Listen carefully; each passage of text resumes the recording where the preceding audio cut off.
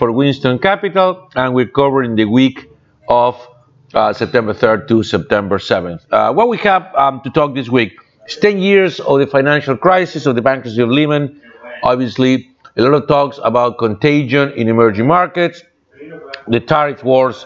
We're talking about China and the United States, elections in Brazil. On emerging markets, obviously, we're going to talk about Argentina and some comments on some of our views, and also why the S&P still is winning on everybody else. If you're watching me live, you'll see we're in beautiful Miami, enjoying some days of the summer, thanks to some friends, a very delicious gin tonic made with cucumbers.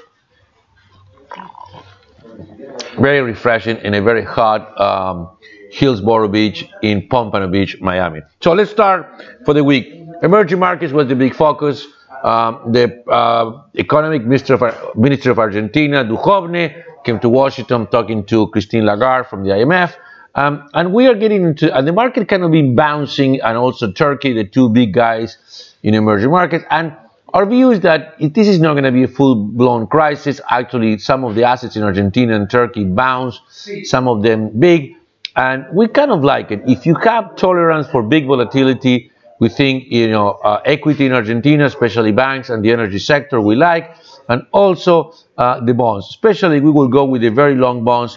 Remember, in crisis, you're going to be long the lowest dollar price. That's where we think what makes the most sense. And also, we do not think, people are talking about, clearly there were corrections in the Malaysian ringgit, the Indian rupee, and, across the world. But we don't think that this is going to be a full-blown crisis. I mean, yes, there were some issues, but Argentina is not going to default or blow up. They had a devaluation, correction, went to the IMF, will correct some of the stuff. Turkey kind of, not quite the same, but similar.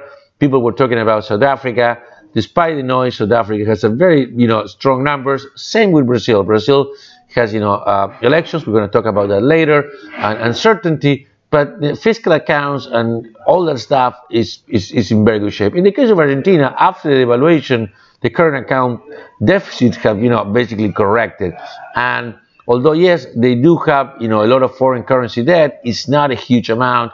And with the proper management and the IMF help, we think it's going to be fairly manageable. So, in a way, we think that it might make some sense for something with people that has, tolerance for volatility to start getting involved.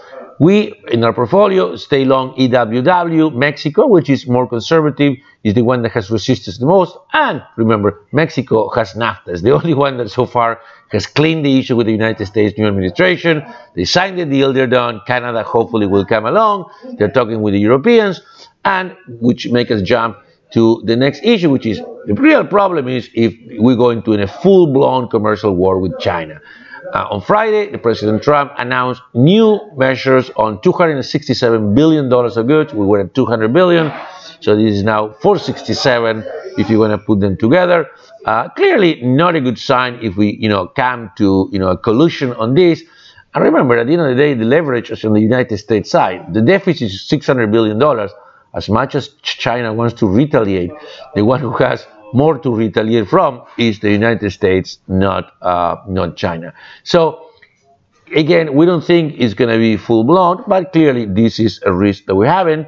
And that brings us to the midterm elections. For the first time, some of the press, and there was good article on Barron's talking about the midterm elections, and we tend to agree. There is a 70% probability, give or take now, things might change tomorrow, that the status quo remains. Maybe the Democrats capture, the lower house, most likely not the Senate.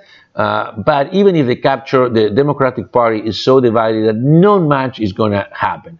On the other hand, if the Republicans capture a little bit more, they're going to push the agenda on more tax cuts, especially for individuals.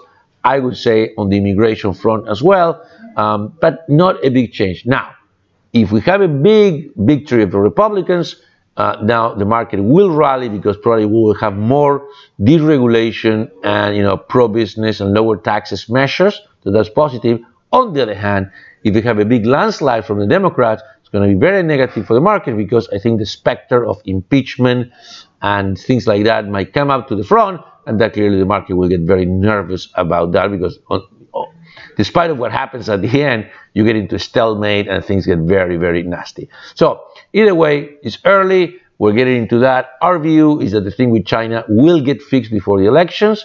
Remember, this is in the sole power of the President of the United States. You don't have to go to Congress or anything like that. So him and the Premier of China can address and fix this problem right away. So, we still remain very constructive. On, as I say, on the election front, on the emerging market front. It was 10 years of the financial crisis, 10 years that Lehman Brothers went out of business. A lot of writes up in the press, nothing new. We went through that. We're old enough. But, again, it's just the 10-year anniversary. In Brazil, going back to emerging markets, we had, the main candidate, Jair Bolsonaro, was stabbed on Thursday. Although the stabbing was fairly aggressive and, very bad wound, it looks like it's not life-threatening. And, historically, any candidate that, has suffered that or he comes out, usually you will get a lot of sympathy vote. So we will be clearly following it very closely and see what happens in the polls. Also, on the Lula front, it looks like more and more he's out of the race. A lot of the judges have ordered that his party, the PT, has to remove any signs, any comments on, on the ballot cards, ballot boxes, and any advertising that mentions Lula needs to be barred, right away. So that's there. We have briefly, Amazon crossed the $1 trillion mark in market capitalization in the week, came back a little bit, but just together with Apple, we have these big companies still marching along. And it's very interesting because right now the S&P is up 7%, the rest of the world is flat or down. Emerging markets is down 20% from the peaks, Europe is flat, Japan is flat. We think that, especially in Europe, that spread should shrink a little bit.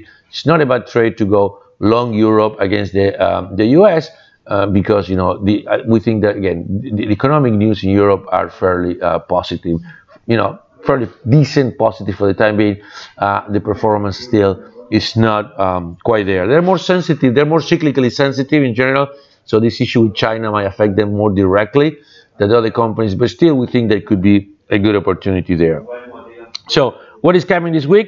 September 12th, we have Apple announcing new products, new iPhones. That's the main focus.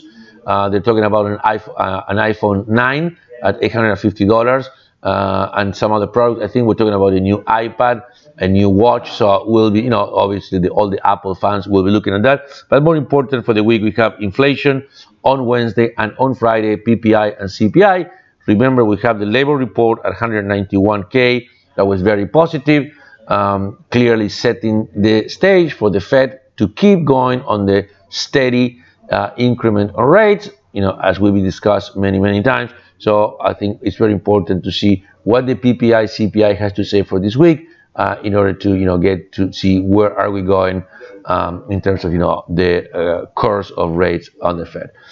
So that's all we have, again, for our subscribers, 9:45 every day, live, talking about the markets. For everybody else, you can find us in our webpage at winston.capital and also in our YouTube channel under Fabian Oneri. Have a great week.